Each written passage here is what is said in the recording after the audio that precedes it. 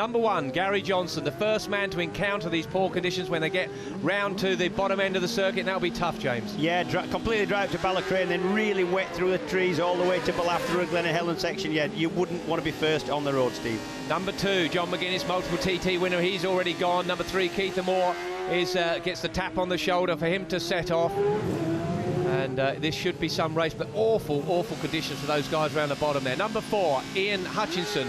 Obviously, he won race 1 of this, and he's also leading the Joey Dunlop trophy, which means he's got more points than anyone else. Bruce Anstey, number 5.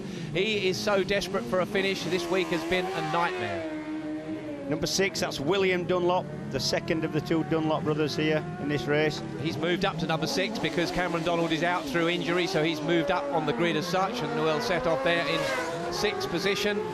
Number 7, Steve Plater, HM Plant Honda, and look at him, very focused. I don't know what he'll think of the conditions, but really no one's going to know what to expect. Well, they know what to expect, but they're not going to know what it's like until they get there. Number 8, Guy Martin. Yeah, not at all. It's not like a short circuit where you do a sighting lap, a warm-up lap, and you can choose what tyres, etc., and you know what to expect. This is not like that. The first time these guys see the conditions coming out at Ballaugh when it's supposed to be damp and wet is when they get there. Yeah, and a word from the tyre companies, they've gone for a slightly softer compound. These tyres, of course, on the Supersport are treaded tyres. They are tyres similar to what you would buy on the road, but they've gone for a bit of a softer one. Conor Cummins, the big man from Ramsey, sets off, and there is Michael Dunlop, who was fastest in all the practice sessions up until the racing. Yeah, but he had an engine blow up in the Supersport Race 1, but he's keen to go well in this race. Wildlife on the track. We've got a young hare on the track, and that needs to get out of the way because he's passing. Oh, how close was that? Gary Johnson nearly clipped him. He's still there. And McGuinness, well, McGuinness didn't lift his hand. He went straight through flat out. This man here, Gaz Johnson, didn't. He actually lifted his hand. He tried to miss the hare. From Lincolnshire, he's seen a few rabbits around, I'm sure, but he did try and lift. You can see how damp it is there. Now that's the tricky part. And listen, the revs are down. They're slower. The only good news is that they've got some heat in those tyres on the dry sections. Guy Martin, number 8, goes through there, and that does help in the damp conditions. Yeah, this is John McGuinness through the top of McGuinness. You can see just how wet it is. The bottom's really wet, with puddles.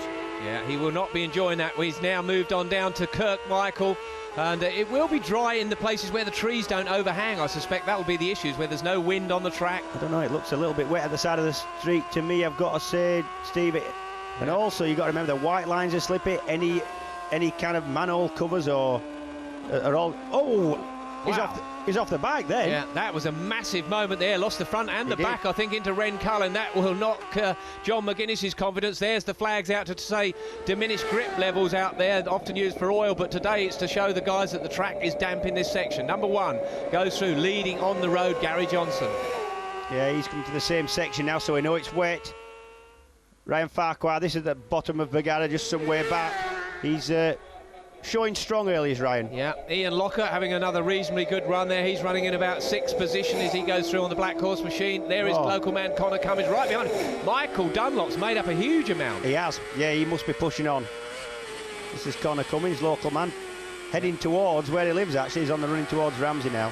And I'll tell you what, there's a lot of low leaderboard people showing really, really well. Just for example, number 34, Mark Buckley, obviously set off 34, and a lot of people to pass. He's actually lying 4th at Ballaugh at this point. Ian Locker over the top of that, and let's see again, it's dry there, no trees overhanging, but it's going to get damp up here because it is a very sheltered area that we're coming to now up towards Bishop Court, and there you can see it. Few puddles in the track, and they're right on the racing line. Yeah, and anywhere the white lines have been wet, like I said, or manhole cover. Michael Dunlop, he didn't ease at all. He got a good run out of Ballaugh over the top of Ballaugh there. So Michael Dunlop is on it, absolutely on it, leading this race, just 21 years old. Yeah, this is Steve Plater and Guy Martin up towards Ramsey Hairpin. It should be dry from this point on. The wind will have got on the circuit. Obviously no trees up the mountain. It should be really dry for the riders now. There is the leader, or that's his brother going in. There's the leader, number 11. That's Michael Dunlop. William just in front of him. Conor Cummins nips it through there at the hairpin. Yeah, Conor Cummins was passed by Michael Dunlop, the early leader at this point, but Conor's managed to hold on to him. This is Steve Plater climbing the mountain with Guy Martin right in his wheel tracks. Yeah, Hydrex Honda versus HM Plant Honda, and in theory, The bike that Plater's on should be a bit faster. It's a kind of official one, but it doesn't. I think Guy Martin got a good run out of that corner. He's in the slipstream here now of Steve Plater, but it's one thing being in the slipstream, it's another thing trying to find a gap to get through. Yeah, you can't believe that from this shot, it looks like they're going, he's going to have a go. No, he's not got the power. Once he pulls out of the slipstream, Steve, the wind hits him. He's not got the power to get past Steve. No, and Steve Plater is a tiny figure on board now with Steve Plater. Yeah, this is coming into the Keppelgate section. This is the right, and then it'll go left, and then down towards Kate's Cottage. Now dropping down the mountain, down towards Cregnabar. This is Kate's Cottage. Big left, and then onto the straight part down towards. Oh, that was wide. He was over the white line, nearly brushing the grass bank there, and unfortunately those grass banks have got stones in. There goes the man behind him, Guy Martin. Guy Martin a bit later on the brakes, or got the run out. I think you say Plater lost a bit of time there to shut the throttle a fraction. I think he did run wide, shut the throttle out, let Guy Martin pass. The run down from Cregnabar. This is very fast on the 600. It's quite steep, dropping down the hill. There is Ian Locker again, and that's William Dunlop. It is William, yeah. William not relishing these conditions. He's lost a lot of time early on the wet part of the track. Yeah, and Locker just eases past William going down into Cregnabar. Yeah, up the inside. Look at the crowd of people out, considering it was raining this morning, that everyone's come out to watch this race. Yeah, and this is the thing, it's glorious sunshine, and this is one of the problems you get with the Isle of Man. Glorious sunshine over here, look, and rain at the other side of the circuit. This is John McGuinness flying through the start and finish to start lap 2. Absolutely screaming that 600. They're going through the speed traps about 168 miles an hour. Oh, over the big bump at the lights. Number 3, Keith Moore, finished up 3rd in the first Supersport race. Yep, and that's Gaz Johnson and John McGuinness through the top of St Ninians. And this is the aerial view there. It's Guy Martin in front of Steve Plater. Yeah, they're stuck together. Guy Martin up on time, obviously. Back on board with Conor Cummins, doing everything he can to hold that second place. This would be great for him. He's never had a podium before. Yeah, Manxman on the podium. That'd be a popular one. Yeah, debuted here in 2006, and there is the gap. Michael Dunlop has a 10-second lead over Conor Cummins. Yeah, and that makes sense. They set off 10 seconds apart, and now Michael's just in front. This is William Dunlop. He's in the pits.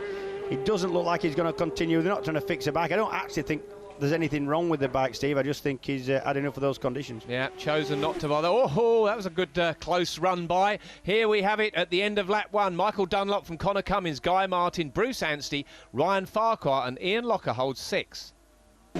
As Keith Moore, first on the road, comes in for his stop. You can see that gap has extended 15 seconds. Dunlop over Conor Cummins. Keith Moore changes his helmet. The rest just do their visors. Number 4, Ian Hutchinson. He's well in the running as well. He's up there in about 7th position. Yeah, look how Ian Hutchinson flipped the back round there just to keep the bike straight in the pits. This is your race leader, Michael Dunlop. Yeah, needs a good fuel stop. 15 seconds in front. This will be critical, these fuel stops. There goes number 2, John McGuinness. He's also in. It's very busy in the pit lane. About 18 litres of fuel go in. There's number 1, Gary Johnson. Away he goes. That's another good stop there. That looks Michael Dunlop was away very much. That was a quick stop by him. Yeah, most of the guys having good fuel stops there. Keith Moore at Braddon Bridge. So they start lap 3 all the time. The track is drying. The laps will get quicker. They're doing about 122 mile an hour laps, so they're 4 or 5 miles an hour down on what they would be doing in perfect conditions. And they're charging through there. There's Bruce Anstey. Yeah, Bruce Anstey's now caught up with Keith Moore. We're on board with Steve Plater at Ballaugh. This is where oh, and that's Michael Dunlop straight through, and he's waving now. We don't know what he's trying to tell him there, but he certainly waved at Steve Plater. This is where the track becomes damp and you've got to watch what you're doing. Yeah, he's probably telling Steve Plater to stay behind him and not give him any hassles, because he will have been getting pit boards that he's got a 15-second lead in this race. Yeah, certainly he's been in the pits. He'll know exactly what the position is at the moment. This would be something else, wouldn't he, for the Dunlop dynasty to take another win. His father won 5 times around this circuit on board with Steve Plater. And Michael Dunlop's looking back a lot. I think he knows that Steve Plater's able to keep up with him. Well, I'd say performance-wise, there wouldn't be much in it. R6 Yamaha leads Michael Dunlop, and the CBR 600 and Plater right behind him. Yeah, it looks like Plater's got a quicker bike to me. This is Bruce Anstey and Keith Moore through the bottom of Ballaugh. It looks to be drying out slightly, but still damp patches. Look at that, compressed. Jumping as they go in, isn't it? And then the compression, and that's on a damp track. Fascinating stuff. Right, this is a big battle on the road here. That is Michael Dunlop and Steve Plater. They're still together, and Michael Dunlop was right. Steve Plater is able to stay with him in the slipstream. through the bottom of McGuinness. It's drying out now. It's only Michael Dunlop's third TT. He won the Manx Newcomers race when he came here first time for that and learnt the circuit on board with Guy Martin. Yeah, Guy Martin's looking at Gary Johnson there and able to get past. And remember, Guy Martin set off a long, long way behind number 1 Gary Johnson. Oh, through Handley's there. That was it's dry there, isn't it? Now, each lap they come through, it's getting drier and drier. Yeah, the next man on Guy Martin's hit list is local man Conor Cummins. Still those flags out. Now, I know for a fact that Michael Dunlop started on an old engine. He put a new engine in for the first Supersport race. He was fastest in qualifying, and then that engine blew up, so they went back to the old engine. It's not doing him any harm at the moment. It's not. It should be a more stock engine, not as many tuning parts inside it. It shouldn't be as quick, in theory, as the man behind him, Steve Plater, CBR Honda. But of course, in these conditions, it's a great leveler, isn't it? So it's really the who dares wins as such in these conditions. It is. Conor Cummins now chased by Guy Martin and Gary Johnson dropping back. They started well behind him. Oh, still wet. Look at that. The camera. Yeah, spray coming up off the back tyre there of Michael Dunlop as they go down towards Ballaugh. Yep, and he's still with Michael Dunlop. He is. This is Steve Plater we're on board with over the jump. And he's right with him. Yeah, right, very much so. Now, this could drag Steve Plater up a little bit. Currently, he's running around about 6th position at the moment, but he's really going to give Michael Dunlop a hard time. Having said that, through this section here, it's very hard to pass, and this is where it's the dampest. Into the Ballaugh jump. Hey. Slipstream work going on. Is he going to go through? He is. Plater on the kind of outside of that small curve there, up towards Quarry Bends. Has he made it? No. Oh, that was close stuff. There was no quarter Arsenal given there by Michael Dunlop. Yeah. Just left the brakes off that bit longer. Now, this man is battling really with Guy Martin, isn't he, for second, sorry, with Conor Cummins for second place. Yeah. Bruce Anstey and Conor Cummins and kind of neck and neck here. Yeah, neck and neck on time. That's actually Keith Moore trying to stay with Bruce Anstey at the end of Sulby. This is Steve Plater trying to have another go at Michael Dunlop down Sulby. There is Anstey. Number 5, can he get a race finish? That's what he's so desperately trying to do as they go through that section at Parliament Square, Ramsey. And this, is that Michael Dunlop now behind Steve Plater? It was, no, it was, but not anymore. He's charging through there, he's kicking out now, he's not happy with Plater. He isn't, he knows he's up on time. And Plater back through. Yeah, he thinks that, I think he feels that Plater's holding him up. And he'd probably be right, to be honest. I mean, he's well up on, Michael Dunlop is well up on time. Yeah, he's not happy. It is infuriating. I mean, I used to do it to people. I'd hold them up. Yeah, but certainly when it's going to be your first TT, when it's a bit special. Conor Cummins, Guy Martin and Gary Johnson into Parliament Square. Well, this is turning into a very interesting race, really. Michael Dunlop, what can he do at 21 years old? To go on and take his first ever win. It is possible. It wouldn't have seemed believable till he got here. No one expected him to go so fast in practice. He did 126 mile an hour in practice sessions and no one could quite believe it. But there it is, Dunlop now 21 seconds in front from Cummins. Anstey third and Plater. Look how close that is between second and third. And this is Michael Dunlop. He has to go his own pace, but he also doesn't need holding up by Plater, who he knows is in front of in the race on corrected time. The man holding second at the moment, Conor Cummins, he's got to worry about Bruce Anstey, who's now on a charge. Now this track is drying out, sorry. Yeah, down to Governor's Dip. A little bit wider line the riders can take now since they put a new section in there. Yeah, it looks smoother as well, Steve. I remember that section being quite bumpy. Yeah, it has been smoothed out, and you can see there's been no rain here because Governor's Dip used to be the worst place for keeping wet, but it's dry enough down there. Plater still in front of Michael Dunlop, but Michael Dunlop holding a significant advantage on corrected time. This is Guy Martin into Governor's Dip, down the Nook, and then this is a Governor's section. Conor Cummins still holding second in this race, and this would be some result for a Manxman. Yeah, it would. When he puts his leg out, it's virtually on the ground as soon as he puts it out, isn't it? Such a long legs on this man. You can see a lot of flies on Guy Martin's bike. Guy Martin now past Gary Johnson. Gary Johnson not enjoying these conditions. Back on board. What's gone on? Oh. He's looking down. I think Conor Cummins is he out? Stopped. You can see him. Oh, I reckon he hit the kill switch. I think he did. Yeah, I think he's that's going to cost him a lot of time starting his fourth lap. Yeah, it really is, isn't it? Guy Martin into the pits. He's out, and he shouldn't be. He's out of sequence because he stopped the lap before. He doesn't need fuel. There's something else wrong with that. And he's finished. Well, disappointment for Guy Martin. Well, Guy Martin had some issues in the first race, but still finished, but he's out now, and there it is at the moment. Michael Dunlop, 24 seconds in front of Conor Cummins. Bruce Anstey, Steve Plater, Keith Moore, and now Guy Martin out will move Ian Hutchinson into 6th. As they start their last lap, you can see that big gap that he has, 24 seconds, Dunlop over Cummins, but look how close it is for second. Less than a second in it, Steve. Steve Plater there hanging in, Keith Moore and Guy Martin, but it's going to be a frantic last lap. On board with Steve Plater down into Ballaugh. And that's Ian Hutchinson is just going past. It is, and on the inside, Michael Dunlop, the race leader, charges past the two of them. How late was that? You wouldn't expect that someone to outbreak Steve Plater. You wouldn't. I'll tell you what's happened there. I think that Michael Dunlop will be desperate to get past Steve Plater and Ian Hutchinson because it's coming to the damp, the treacherous part of the track, under the trees, and he knows he's quicker on this section when conditions are like this. But that is some margin he has, 24 seconds. Yep, into Laurel Bank. Is it damp? Yeah, 1 or 2 damp patches. But Steve Plater also seems to be gaining time a bit on Conor Cummins. Yeah. That's cost him a lot, that moment he had over the grandstand. He went through the speed trap at just 100 miles an hour. It should have been about 168. This man I'm talking about, Conor Cummins, it's really closed that gap up, and Bruce Anstey is right onto him. Yep, on corrected time. There's less than a second in that man there. Conor Cummins and Bruce Anstey on the Relentless Suzuki. Still with Conor Cummins. Bike sounds good. Yep, going well now. There's nothing wrong with it. Whatever it was a... Well, it's fixed itself. So it is between this man, the local man, Conor Cummins, and Bruce Anstey, the Kiwi, for the second position. But at the moment, with a 24-second gap, number 11, Michael Dunlop goes through. Conor Cummins, it's definitely drying out there. And how fast was he through that? Oh. Off the ground as he goes into it. And look at the compression. Oh, and you can see the fairing scraping on the road, the smoke coming off the fairing as it hits the deck. Great Wonderful pictures, shot. yeah, absolutely superb. And there is Anstey. He knows he's been getting pit board. Steve Plater has a bit of a moment over the top of the jump. Yeah, but Steve Plater is sticking with Michael Dunlop down into Ballaugh Bridge. He's right with him. As I say, this is dragging him up. He could get a podium still. Yeah, he's definitely with a shout. Is Steve Plater of a podium, and he knows it. The track's drying out, and it's playing into his hands now. He's better in the drier conditions.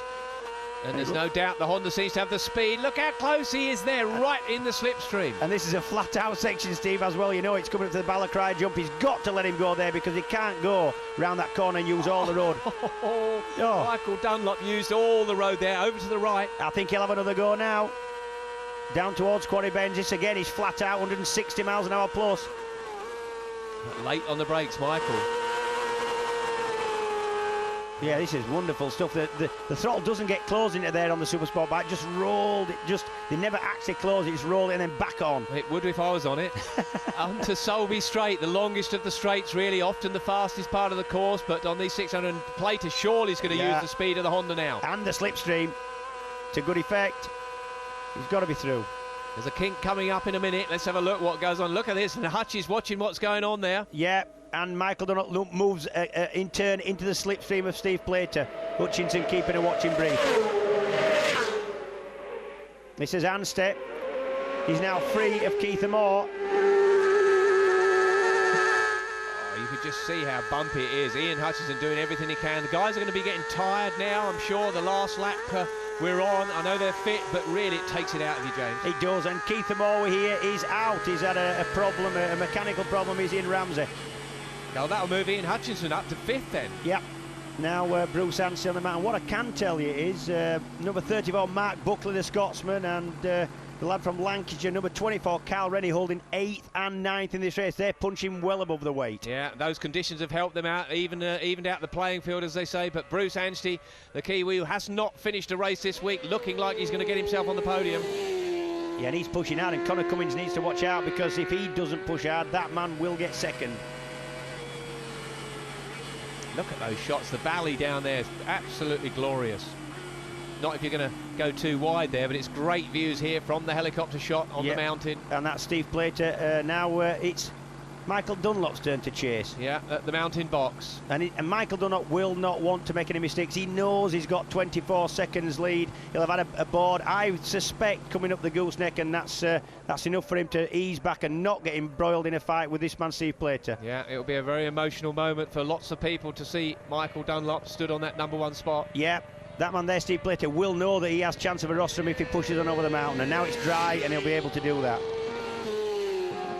Everyone at this point hoping they put enough fuel in. It is touch and go with these machines. They only just about do it. Hutchie there using a nice line, nice wide line, and here is Cummins, and this is it, second, or is it third for the local man? It's going to be really close. Well, he knows that if he pushes on, he might get second. If he doesn't, Anstey will definitely get second from him. And then this is interesting with Honda domination at the moment. We've got a Yamaha leading a Suzuki, leading a Kawasaki. Yep. This is Michael Dunlop over the line, and he'll know he's won by then. This is such a historical moment for him. His first, and what the Dunlop clan's, well, I don't know, 30th maybe. Yeah, the Dunlop dynasty, amazing. Conor Cummins, we'll get to find out, is he second or is he third? But really, you know, that's the first time a Dunlop's ever won a super sport race. They've won lots of other classes, but now look at his number. He comes in. How happy is that man? And so he should be. There'll be an awful lot of very emotional people here today. Yeah. Plater doesn't actually know whether he's finished third or fourth. Oh. Tremendous scenes here. Fair to say a popular win, Steve. Yeah, really unreal. 21 years old.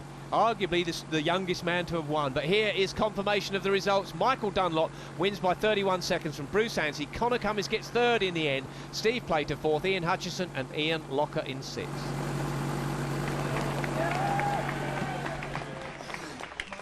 Michael, get down off that bike before you do yourself injury.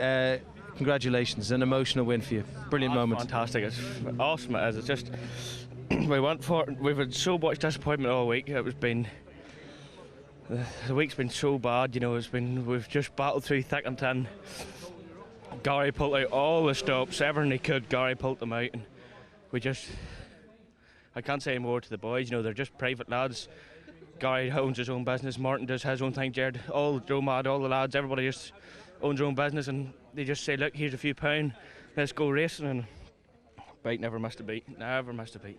Well, congratulations, Bruce, and I reckon there's a lot of relief in there as well, is there? Yeah, no, we finally finished the race. I was just glad going over the finish line there. But the bike was working well. It was just all like the first lap. I just pushed as hard as I could, but that first lap was really wetting through the trees. Gave everything I got. The Suzuki Relentless bike's going really well. The tyres were going really well, so I just sat back and enjoyed that one. How much, considering and bearing in mind all the disappointment of this week, how much does this mean to you and the team? Good, just back on the podium. That's a good start, so hopefully we'll go one better on Friday. So the Manx man has done it, got himself on the podium. Yeah, absolutely over the moon. Can't believe it. I've been dreaming of getting on the podium at least for quite some time now, and it's finally happened. So, you know, fair play to McAdoo Kawasaki Racing. They've built me an absolutely belting bike here, and yeah, they've worked their nuts off for me. You put a shiver down the spine at the end of the third lap there when you came through the finish line. A little bit of a problem, and people thought, oh, is he out? Is he in? What's going on? What happened?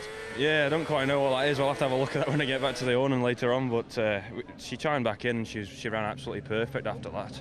And I just got my head down and tried to pick up as much time as possible. For a brief second, did you think, oh, that's it, race over? I thought what the hell was going on, but she chimed back in. It was a sigh of relief. Was hard anyway. You know. You're a local man, born and bred. What does this mean to the people here? Do you think you up in the podium?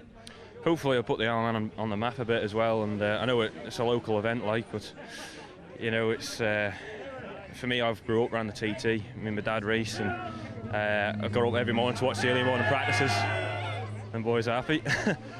But yeah, it's TT is a big thing to the Ironman, and you know, long may it continue.